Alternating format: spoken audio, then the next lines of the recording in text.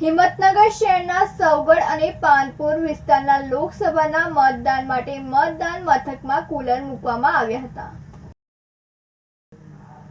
સાબરકાંઠા જિલ્લાના હિંમતનગર શહેરના સૌગડ અને પાનપુર વિસ્તારમાં કુલર મુકાયા હતા, જેમાં લોકસભાના મતદારો માટે મતદાન મથકમાં કુલર મૂકવામાં આવ્યા હતા, જેમાં મોટી સંખ્યામાં લોકો મતદાન કરવા માટે મતદાન મથકે આવી પહોંચ્યા હતા અને મતદાનમાં ગરમીથી બચવા મતદારો માટે કુલર મુકાયા હતા અને લોકોને મતદાન કરવા માટે પ્રેરાયા હતા।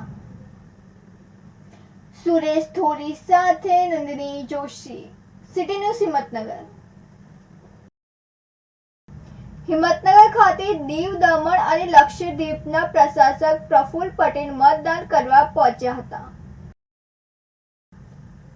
લોકસભાની ચૂંટણીનું ત્રીજા તબક્કાનું મતદાન શરૂ થયું છે, ત્યારે હિંમતનગરના પોલોગ્રામ વિસ્તારમાં આવેલ મતદાન મથક પર લક્ષદ્વીપ, દીવ, દમણ અને દાદરાનગર હવેલીના પ્રશાસક પ્રફુલ્લ પટેલે મતદાન કર્યું હતું, જેઓ પરિવાર સાથે પોલોગ્રાઉન્ડમાં આવેલ માણેક કૃપા વિદ્યા મંદિર ખાતે પહોંચી મતદાન કરવા માટે પહોંચ્યા હતા અને સાથે પ્રફુલ્લ પટેલે મતાધિકારનો ઉપયોગ દરેક મતદારે કરવું જોઈએ તે માટે અપીલ કરી હતી।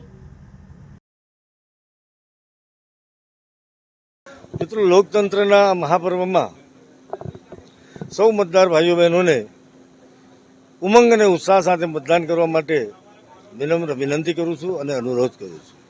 વિશેષ કરીને ફર્સ્ટ ટાઈમ વોટર્સ જે છે કે જે પોતાની જવાબદારી અને ઉજ્જવળ ભવિષ્યના નિર્માણ માટે, ભવ્ય ભારતના નિર્માણ માટે મતદાન કરવા માટે એમનામાં વિશેષ ઉત્સાહ જણાઈ રહ્યો છે।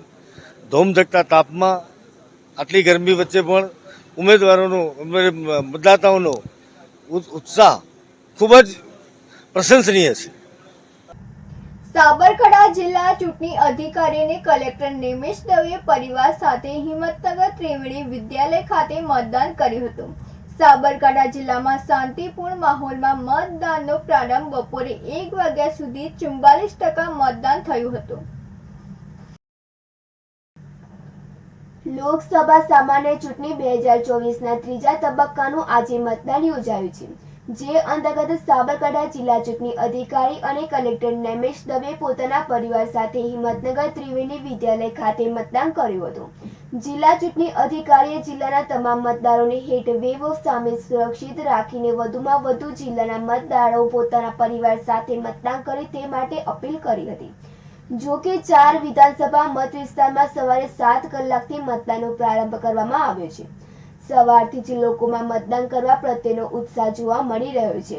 કેટલાક મતદાન મથકોમાં લાંબી કતારો જોવા મળી રહી છે અને લોકો શાંતિપૂર્ણ વાતાવરણમાં મતદાન કરી રહ્યા છે। સુરેશ થોરી સાથે તનિષા પરમાર, સિટી ન્યૂઝ હિંમતનગર। કામગીરી કરવામાં હું પહેલાં તો હું કહી દઉં, 5 સાબરકાંઠા મતદાર વિસ્તારનો હું પોતે પણ મતદાર છું।